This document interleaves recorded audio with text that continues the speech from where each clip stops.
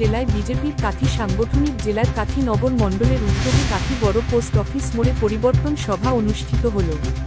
কাথি পৌরসভার 10 নম্বর ওয়ার্ড তথা 10 নম্বর শক্তি কেন্দ্রে আয়োজনে কাথি বড় পোস্ট অফিসের সামনে বর্তমান রাজ্য সরকারের শিক্ষা দুর্নীতি, স্বাস্থ্য, রেশনের চাল চুরি ও এসআইআর নিয়ে মিথ্যাচারের প্রতিবাদে পরিবর্তন সভা অনুষ্ঠিত হয়। এই পরিবর্তন সভায় উপস্থিত ছিলেন দক্ষিণ কাথি বিধানসভার বিধায়ক অরূপ কুমার দাস, কাথি নগর মণ্ডলের সভাপতি রামচন্দ্র পণ্ডা। বারে বারে তো এরা চেষ্টা করছে, এরা দিনে বলে ঠিক করে নিচ্ছে, অথচ জিততে পারছে না। আর আমাদের ছেলে মেয়েরা এত পরিশ্রম করে যে নতুন একটা সরকার দেখবে, আবার নতুন কিছু আমরা পাবো, তাদের ভাগ্যে আর জিতছে না। আপনি তো কায়দা করে রেখেছেন, তাই বড় বড় কথা বলছেন যে এসআইআর করতে দেব না। ও মুসলিম দোষনীতি চলছে, অনুপ্রবেশকারীকে আপনারা দ্বার খুলে দিয়েছেন, রোহিঙ্গাদের আপনি দ্বার খুলে দিয়েছেন। এখানকার আমাদের সমস্ত জায়গা জমি খাদ্য তারা এখানে গ্রহণ করছে, আর আমাদের এখানকার ছেলে মেয়েরা ভিন রাজ্যে চলে যাচ্ছে তারা চাকরি আশায়। কেন যাবে এরা? কিসের জন্য যাবে?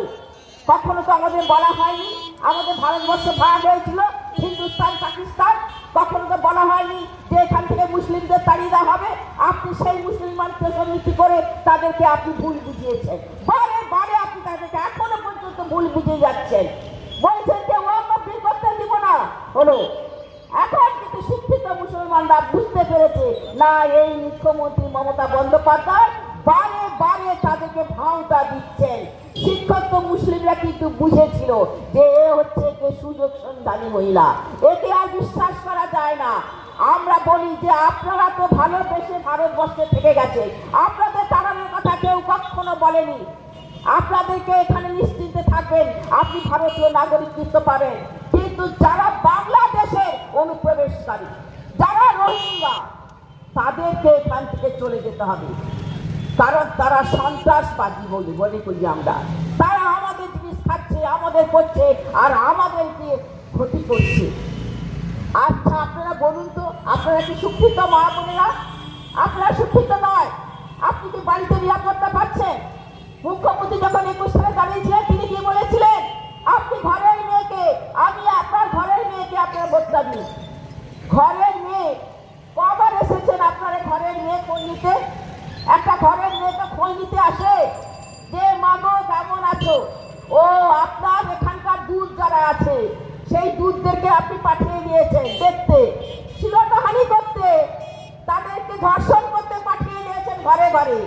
আপনারা দেখতে পাচ্ছেন না কিভাবে দুর্নীতি চলছে, কিভাবে নারীদের উপর নির্যাতন চলছে? এই দুর্নীতির থেকে আপনাদেরকে আমাদের মুক্ত হতে হবে, এটাই পরিবর্তন।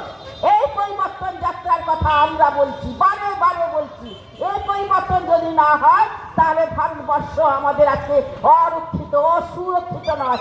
বাংলা আজকে আমাদের অনেক সুরক্ষিত করতে হবে, তাই আমাদের এত আন্দোলন, তাই আমাদের আজকে এই সভা।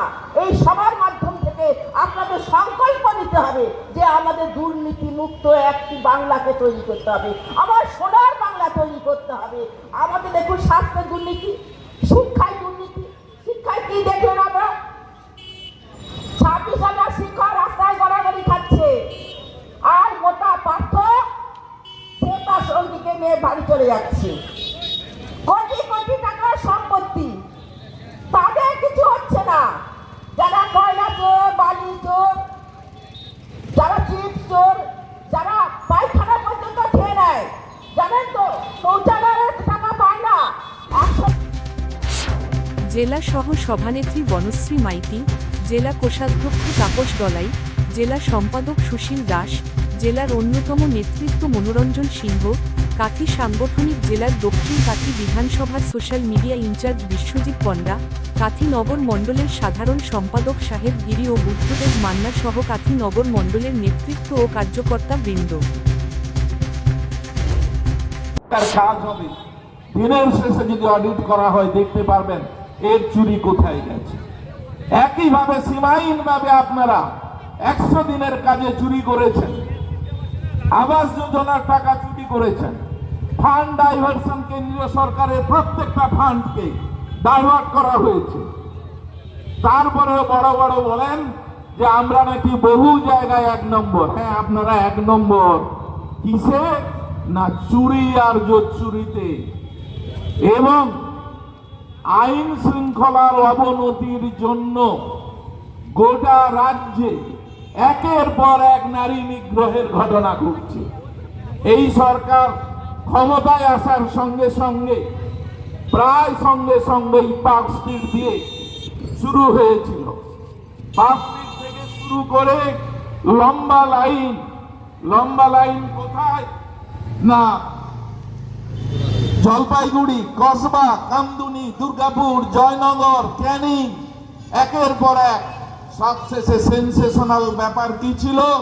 আরজি কর, একটি নির্মম এবং হৃদয় বিদারক ঘটনা আরজি কর। এবং সেখানে কি ঘটেছিল? পুলিশকে সঙ্গে নিয়ে এই সরকার আরো বড় ক্রাইম করেছিল। ক্রিমিনালদেরকে বাঁচাতে গিয়ে তারা মৃতদেহটা তার পরিবারের হাতে তুলে না দিয়ে পুলিশকে দিয়ে দ্রুত পুড়িয়ে দেওয়া হয়েছিল, যাতে কোর্টের অর্ডারে দ্বিতীয়বার পোস্টমর্টেম না করানো যায়। এভিডেন্স গুলোকে নষ্ট করে দেওয়া হয়েছিল। যেই সিবিআই এনকোয়ারির অর্ডার হলো, সঙ্গে সঙ্গে আরজি করে হঠাৎ করে রাত্রিবেলা সন্ধ্যের মুখে একদল উন্মত্ত তৃণমূলী গুন্ডা ঢুকে গিয়ে ভাঙচুর চালালো। কিসের দরকার ছিল? না প্রমাণ লোপাটে।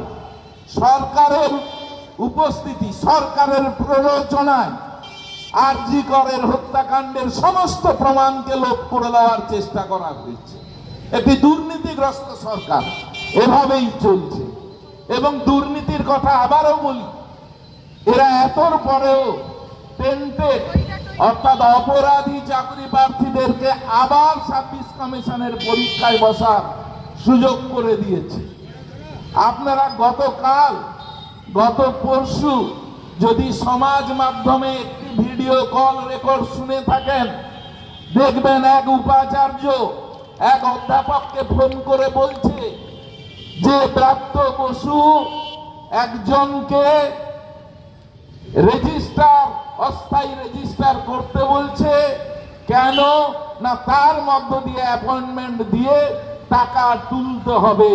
যে কল রেকর্ড এখন ভাইরাল। অর্থাৎ এত দুর্নীতি প্রকাশ্যে আসার পরেও, এত চাকরি বাদ যাওয়ার পরেও এরা নির্লজ্জভাবে আরো টাকা সংগ্রহের দিকে এগিয়ে যাচ্ছে। এই সভায় বক্তাগণ তৃণমূলের দুর্নীতিকে কটাক্ষ করে রাজ্য সরকারের নীতির তীব্র প্রতিবাদ করেন। 2026-এর নির্বাচনকে কেন্দ্র করে ঘর গোছাতে শুরু করল বিজেপি। তার প্রথম সূচনা এই পরিবর্তন সভা, এমনটাই দাবি বিজেপি ও রাজনৈতিক মহলে। এই কর্মসূচি আগে থেকেই রাজ্য শুরু করেছিল। আজ থেকেই রাজ্যের বিভিন্ন প্রান্তে ছোট ছোট করে এই কর্মসূচি চালু করা হলো। পূর্ব মেদিনীপুর থেকে মনোজ গিরির রিপোর্ট, জেলার বার্তা।